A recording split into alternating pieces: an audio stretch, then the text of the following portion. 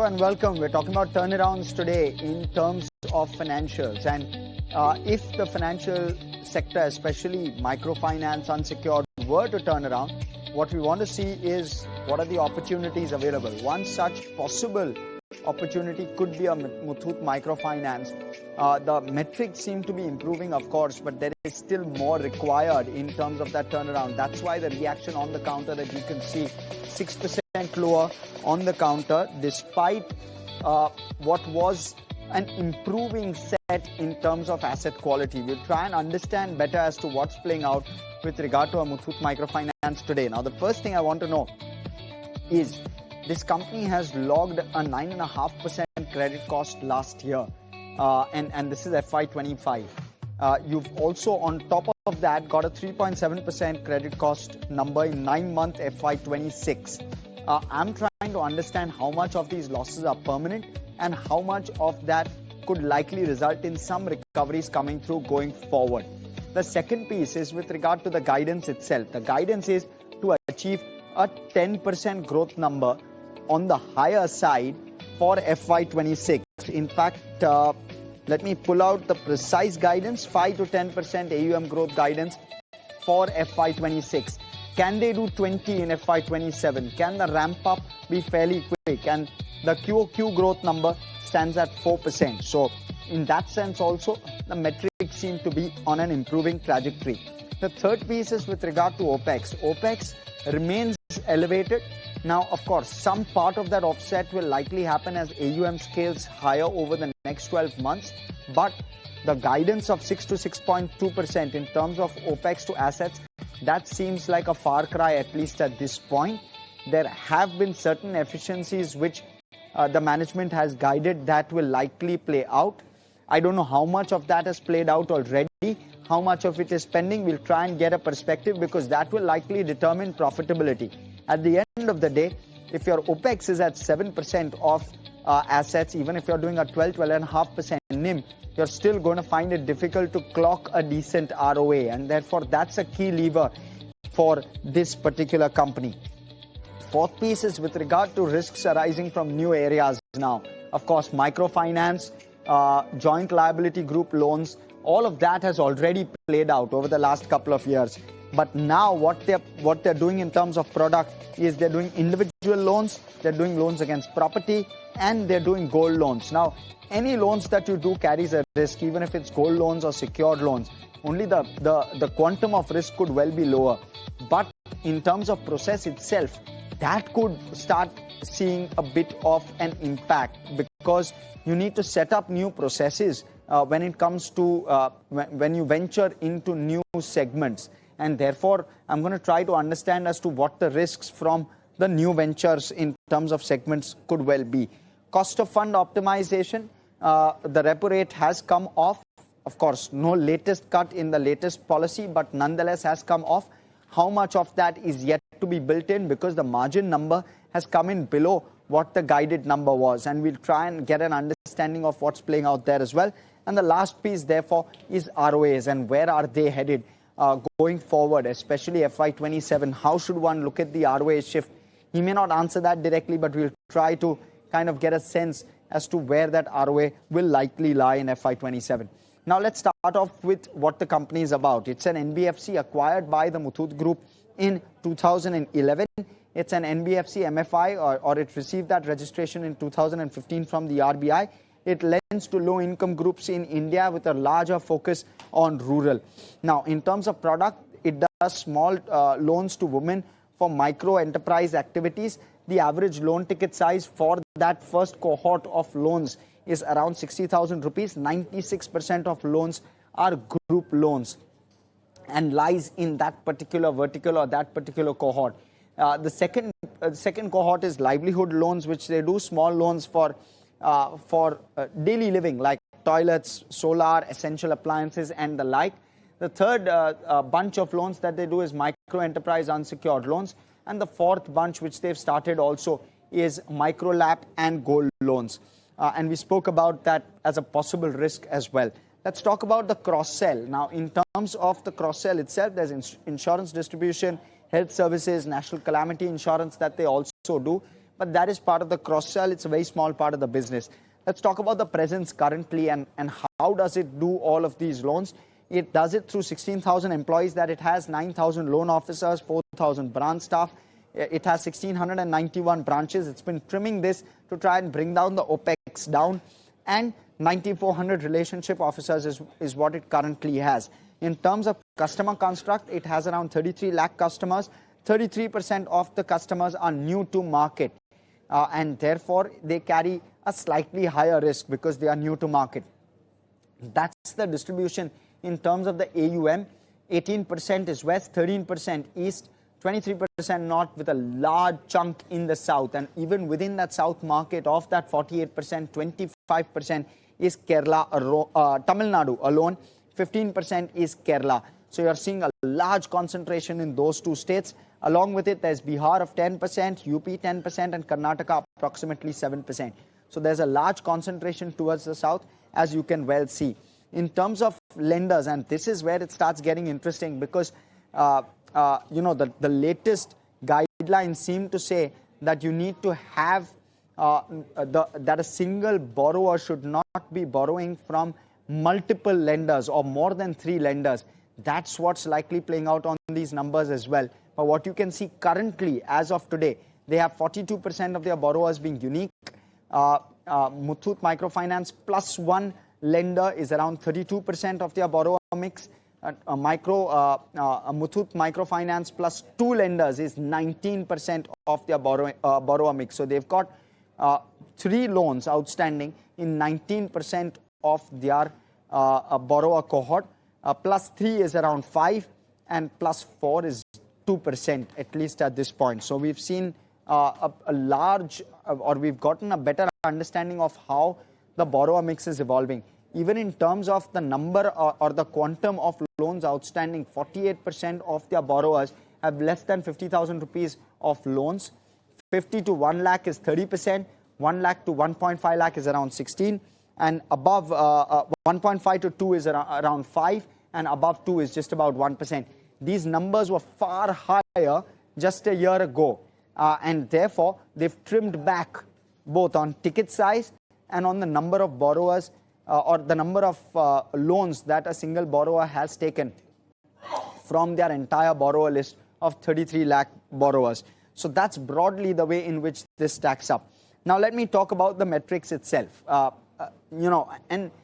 And always understand that lower the ticket size, the better it is in terms of repayment, obviously, and the lesser the borrower borrows from other entities or from other lenders, the better it is for a Muthoot Microfinance. So when 19% of your borrower mix sits with 2+ loans, that's not a very good sign at all. So broadly, that's the take. But let's now talk about how the company itself has shaped up.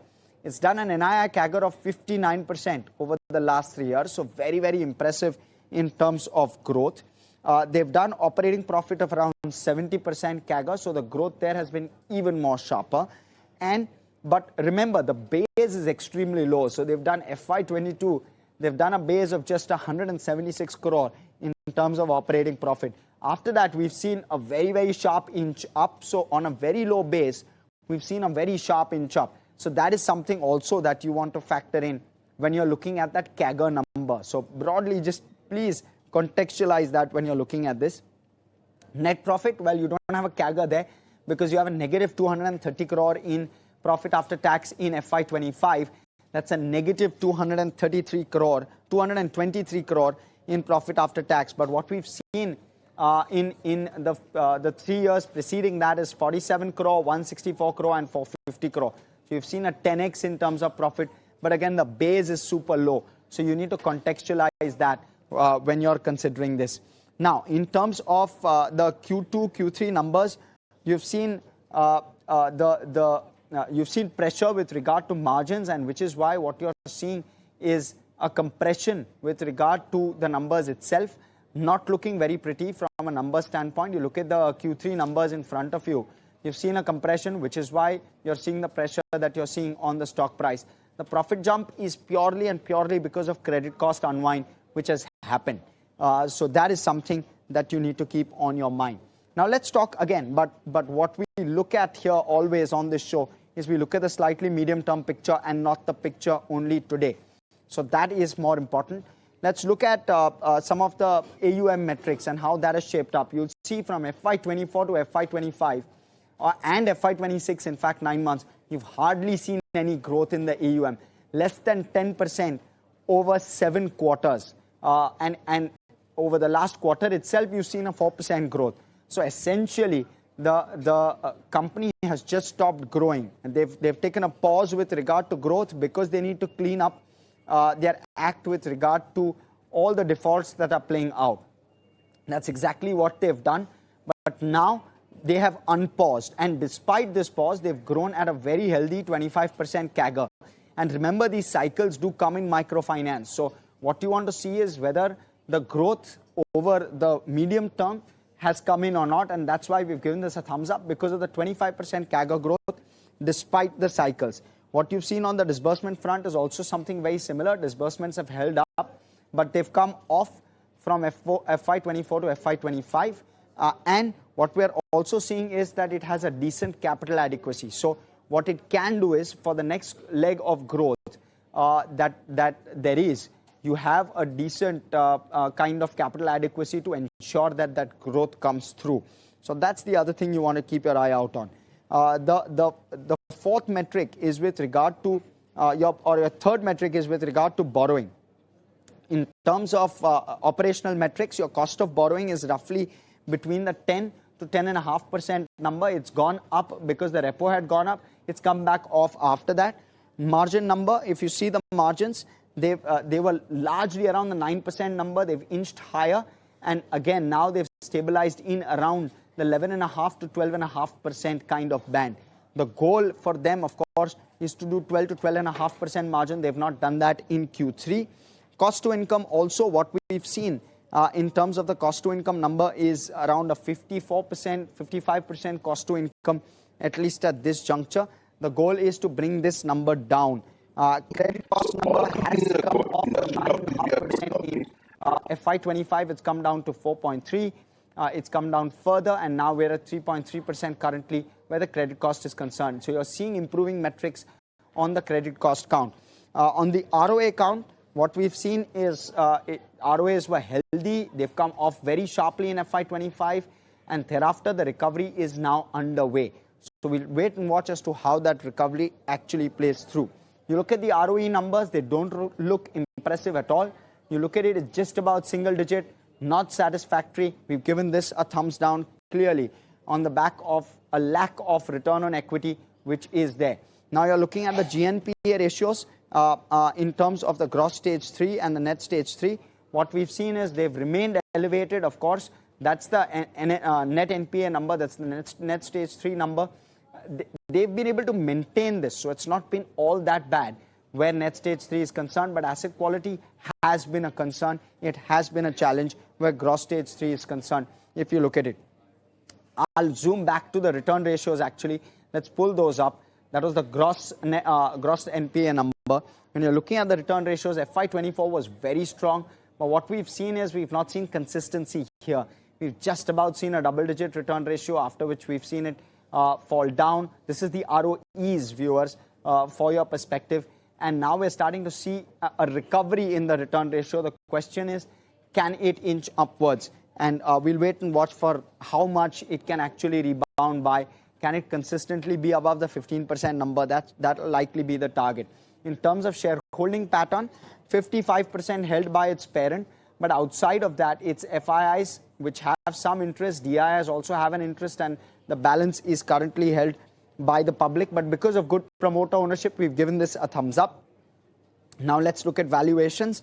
When you're looking at the book value, it's at around 160 rupees a piece. The current market price is around 175 rupees a piece, and therefore the price to book is around 1.1 times.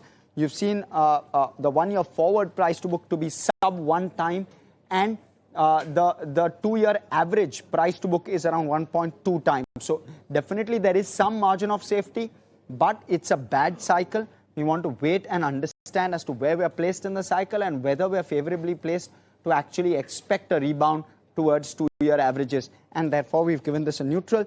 The last piece is with regard to analyst recommendations and guidance. In terms of analyst recommendations, 2 buys, no holds, no sells, 29% return potential, and the guidance is 5 to 10% AUM for FY26. The NIM at around 12.4 to 12.7.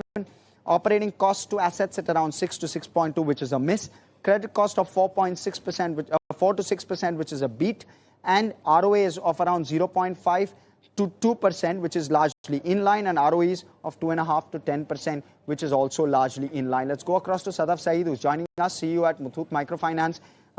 Sir, talk to us. Your ROEs have come down to 3.3%, Sadaf.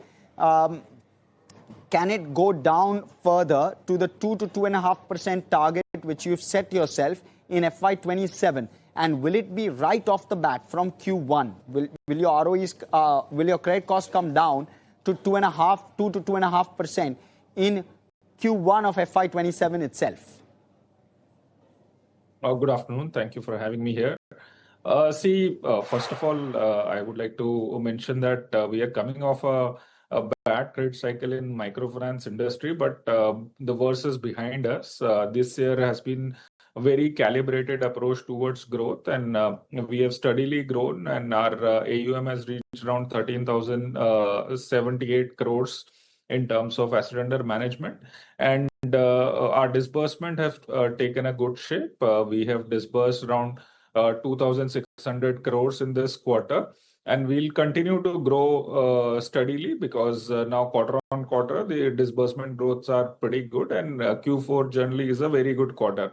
As a consequence, of course, the profitability has also improved. The PPOP, if you look at quarter on quarter, it has improved by 17%, and it's likely to continue to improve. There are three important factors which I would like to outline here. One is our operating cost rationalization, so which is happening because of 3 reasons. One is, like, of course, the disbursements have taken up. So the Sadaf, apologies for interrupting. Apologies. I'll come to the operating cost question. I do have that on my list. I want to first understand, can you clock a double-digit growth in FY26? Yeah, for sure. We are looking at a growth of around 15%. We had guided for 5 to 10% growth. We are likely to overachieve that growth. We are hoping to achieve around 14,000 crores of asset under management by the end of this financial year. Excellent. So that will get exceeded. How much of your credit costs, Sadaf, are permanent? Because you've done 9.5% in credit cost last year. You've done 3.3%, around 3.7%, 9 months this year. You likely undershoot your guidance, but talk to us about how much of that is permanent and how much of that will likely start to come back to you. Yeah, that's correct. I think, as I said, last year was a bad credit cycle for the industry, so the credit cost was elevated, and we had taken some management overlay also last year, so that's why it was 9.4. We have seen quarter on quarter our credit cost to come down. It was 4.3 in the Q1, then it came to 3.6 in the Q2, and Q3 it is 3.3. And this trend will continue. We are likely to be somewhere close to around 3.5% for current financial year, but in the long run, for the next financial year, we will be around 2.5% of credit cost. That is what we have built in our business model. But the improvement in the credit quality and improvement in the asset quality is very much visible, which is visible by the collection efficiency also. We are operating at around 99.8% collection efficiency on the current bucket, and we are operating at around 94.8% on overall collection efficiency, including the previous bad loans. So because of that, I think overall credit costs will continue to go down. That is one thing that we are very confident of. Okay, and this is the gross credit cost, right? I understand, Sadaf. Net of this is gross of recoveries. Your recoveries will further aid credit costs. Is that the right way to think of this? Yeah, so these are including the write-offs and provisions. So the write-off, the recovery goes to the income portion. So these are basically gross, yeah. Okay, and with regard to the new cohorts that you're adding to your base, talk to us about what the risk there looks like, because you've not done say, for example, individual loans in a big fashion earlier. Is that something of a risk, or is that something that you're concerned about in terms of a risk emanating out of that in the next cycle? So I think that is our risk diversification strategy. The most important aspect is that earlier 95% or almost 96% of our portfolio was JLG loans. Now, as we stand in Q3, around 88% of our loans are JLG loan, 12% loans are non-JLG loan. A large part of it is individual loan, around 1,078 crores. And this cohort is growing very rapidly. And here what we have done is we have focused only on customers who are 700 plus credit score. These are actually prime customers and who have been with us at least for 3 to 4 cycles, which is like having an association for 4 to 5 years with us. And we have a track record on them. They have paid immaculately all throughout this cycle. And we are elevating them to like a non-group borrowing profile where their business is supported, the cash flow is supported, and it's not just backed upon the repayment cycle. We are also doing a proper credit evaluation where there is a personal discussion done with the customer. There is a analytics which is done on the customer. We are using generative AI to understand the capacity of the customer. The photograph that we take of the business calculates the what is the stock holding of that customer. The standard of living is assigned by the AI. And then we have our internal scorecard, which evaluates the customer. And based on that, we give that customer a loan. This cohort is behaving perfectly fine. We have around 1,000 crores of portfolio. There is zero delinquency in this portfolio. And this is also entirely on e-NACH. So there is no cash collection like in microfinance. You do a field collection. In this, everything is coming through e-NACH. So operatingly, it's a low-cost business. Right. What about OPEX? You were speaking about OPEX. What efficiencies are yet to be built in? You have a miss on both OPEX as well as margins. Talk to us about where those misses are very quickly, Sadaf. Yeah, so I think on the OPEX, we had guided for around 6.2 to 6.6. We are for the quarter, if you standalone see, we are at 6.5% OPEX. It has come down significantly from 7% in the last quarter to around 6.5% this quarter. The efficiencies are coming from one, the scale up, the disbursement have scaled up. In the previous quarter, we were doing around 650 crore per month. Now we are doing a disbursement of 850 crores per month. And now in January, we did 1,000 crores per month. So that scale up is helping on operating efficiency. Second is we have rationalized certain branches. We had laid out that around 82 branches we have identified which are not contributing to the profit. So we will either merge or close those branches. Out of those, 66 branches were closed in by December. And further branches have been closed in January. So right now we have achieved that, and those efficiencies will play out in Q4. It has partly played out in Q3. And third and most importantly, that business that we have diversified, like individual loan that we are talking about, their delivery mechanism is very efficient, where collection is done entirely digitally. So we don't have to have a huge number of people going out and collecting money. It comes automatically through e-NACH and UPI. So all of that is helping us to rationalize OPEX. And margins, Sadaf, 12.5%, how do you get that? So we are already operating at around 12% margin. There are two levers there. One is, of course, when we had repriced our loan, we have raised the interest for JLG loans to 24.95%, and our individual loans are priced at 23%. So this price change happened post the first quarter. That AUM buildup will happen over the period of time, and that yield will translate into the portfolio in the Q4 and subsequent quarters. So on the top line, that will be the impact in the coming quarters. Secondly, on the our cost of fund, it is rationalizing. We started the year with a cost of fund of around 11%. It is already down to 10.43%. And our incremental borrowing cost is around 9.8%. Definitely, as we proceed in the financial year, our cost of borrowing will come down to around 10.25 to 10.15%. that will aid our net interest margin, and of course the yield will also improve. So on both sides, we'll get that margin, and we will try and achieve that 12.2 to 12.6% guidance that we have given for the full financial year. Thank you so much, Sadaf, for that. I'm actually completely out of time on this one, but 12.5% on the margin count, if one were to achieve that or pencil that in for FY27 with a 2.5% credit cost gross with some upside there. And then you have OPEX to assets at roughly 6.5% odd. That could well lead to around a 2.5 to 3% ROA post-tax, 3.5% to 4% pre-tax. That's something which is interesting if that were to play out. But viewers, that's all the time we have on AYC today. Thanks so much for joining us.